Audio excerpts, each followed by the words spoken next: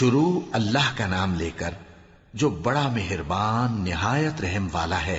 سب تعریف اللہ ہی کو ہے جس نے اپنے محبوب بندے محمد صلی اللہ علیہ وآلہ وسلم پر یہ کتاب نازل کی اور اس میں کسی طرح کی کجی اور پیچیدگی نہ رکھی، بلکہ سیدھی اور سلیس اتاری تاکہ لوگوں کو عذاب سخت سے جو اس کی طرف سے آنے والا ہے ڈرائے، اور مومنوں کو جو نیک عمل کرتے ہیں خوشخبری سنائے کہ ان کے لیے ان کے کاموں کا نیک بدلہ یعنی بہشت ہے جس میں وہ ہمیشہ رہیں گے، اور ان لوگوں کو بھی ڈرائے جو کہتے ہیں کہ اللہ نے کسی کو بیٹا بنا لیا ہے۔ ان کو اس بات کا کچھ بھی علم نہیں اور نہ ان کے باپ دادا ہی کو تھا۔ یہ بڑی سخت بات ہے جو ان کے منہ سے نکلتی ہے، اور کچھ شک نہیں کہ یہ جو کچھ کہتے ہیں محض جھوٹ ہے۔ اے پیغمبر، اگر یہ اس کلام پر ایمان نہ لائیں تو شاید تم ان کے پیچھے رنج کر کر کے اپنے تئیں ہلاک کر دو گے۔ جو چیز زمین پر ہے ہم نے اس کو زمین کے لیے زینت بنایا ہے تاکہ لوگوں کی آزمائش کریں کہ ان میں کون اچھے عمل کرنے والا ہے، اور جو چیز زمین پر ہے ہم اس کو نابود کر کے بنجر میدان کر دیں گے۔ کیا تم خیال کرتے ہو کہ غار اور لوح والے ہماری نشانیوں میں سے عجیب تھے؟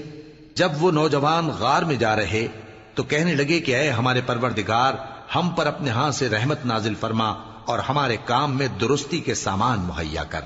تو ہم نے غار میں کئی سال تک ان کے کانوں پر نیند کا پردہ ڈالے رکھا، یعنی ان کو سلائے رکھا، پھر ان کو جگا اٹھایا تاکہ معلوم کریں کہ جتنی مدت وہ غار میں رہے دونوں جماعتوں میں سے اس کی مقدار کس کو خوب یاد ہے۔ ہم ان کے حالات تم سے صحیح صحیح بیان کرتے ہیں۔ وہ کئی نوجوان تھے جو اپنے پروردگار پر ایمان لائے تھے، اور ہم نے ان کو اور زیادہ ہدایت دی تھی، اور ان کے دلوں کو مربوط یعنی مضبوط کر دیا۔ جب وہ اٹھ کھڑے ہوئے تو کہنے لگے کہ ہمارا پروردگار آسمانوں اور زمین کا مالک ہے، ہم اس کے سوا کسی کو معبود سمجھ کر نہ پکاریں گے۔ اگر ایسا کیا تو اس وقت ہم نے بے عقلی کی بات کی۔ ان ہماری قوم کے لوگوں نے اس کے سوا اور معبود بنا رکھے ہیں، بھلا یہ ان کے معبود ہونے پر کوئی کھلی دلیل کیوں نہیں لاتے؟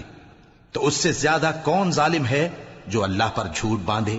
اور جب تم نے ان مشرکوں سے اور جن کی یہ اللہ کے سوا عبادت کرتے ہیں ان سے کنارہ کر لیا ہے تو غار میں چل رہو، تمہارا پروردگار تمہارے لیے اپنی رحمت وسیع کر دے گا اور تمہارے کاموں میں آسانی کے سامان مہیا کرے گا۔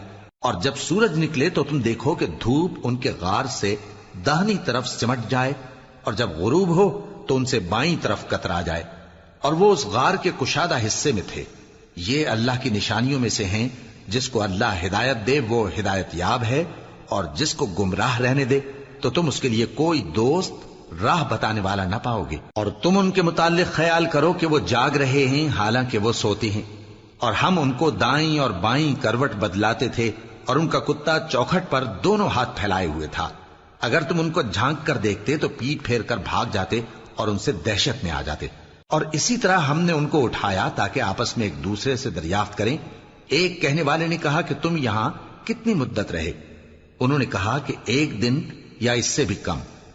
انہوں نے کہا کہ جتنی مدت تم رہے ہو تمہارا پروردگار ہی اس کو خوب جانتا ہے، تو اپنے میں سے کسی کو یہ روپیہ دے کر شہر بھیجو، وہ دیکھے کہ نفیس کھانا کون سا ہے تو اس میں سے کھانا لے آئے، اور احتیاط سے آئے جائے اور تمہارا حال کسی کو نہ بتائے۔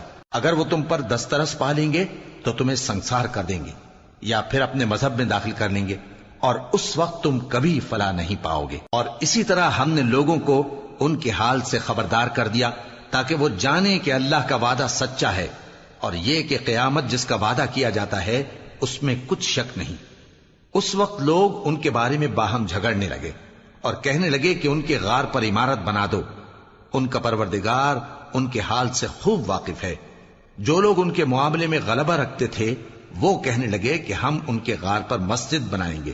بعض لوگ اٹکل پچو کہیں گے کہ وہ 3 تھے اور چوتھا ان کا کتا تھا، اور بعض کہیں گے کہ وہ 5 تھے اور چھٹا ان کا کتا تھا، اور بعض کہیں گے کہ وہ 7 تھے اور 8واں ان کا کتا تھا۔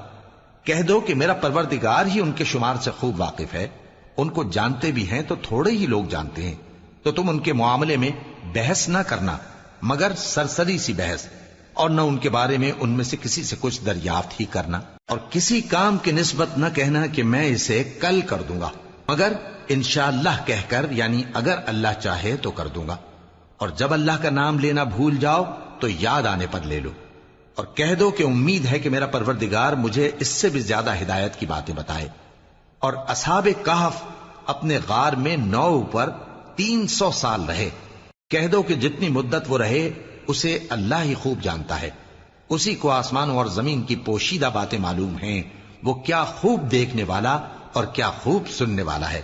اس کے سوا ان کا کوئی کارساز نہیں، اور نہ وہ اپنے حکم میں کسی کو شریک کرتا ہے۔ اور اپنے پروردگار کی کتاب کو جو تمہارے پاس بھیجی جاتی ہے پڑھتے رہا کرو، اس کی باتوں کو کوئی بدلنے والا نہیں، اور اس کے سوا تم کہیں پناہ بھی نہیں پاؤ گے۔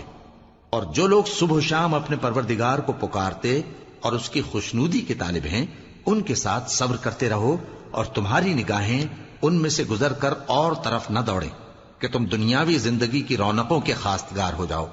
اور جس شخص کے دل کو ہم نے اپنی یاد سے غافل کر دیا ہے اور وہ اپنی خواہش کی پیروی کرتا ہے اور اس کا کام حد سے بڑھ گیا ہے، اس کا کہا نہ ماننا۔ اور کہہ دو کہ لوگو یہ قرآن تمہارے پروردگار کی طرف سے برحق ہے، تو جو چاہے ایمان لائے اور جو چاہے کافر رہے۔ ہم نے ظالموں کے لیے دوزخ کی آگ تیار کر رکھی ہے جس کی قناتیں ان کو گھیر رہی ہوں گی، اور اگر فریاد کریں گے تو ایسے کھولتے ہوئے پانی سے ان کی داد رسی کی جائے گی جو پگھلے ہوئے تانبے کی طرح گرم ہوگا اور جو ان کے چہروں کو بھون ڈالے گا۔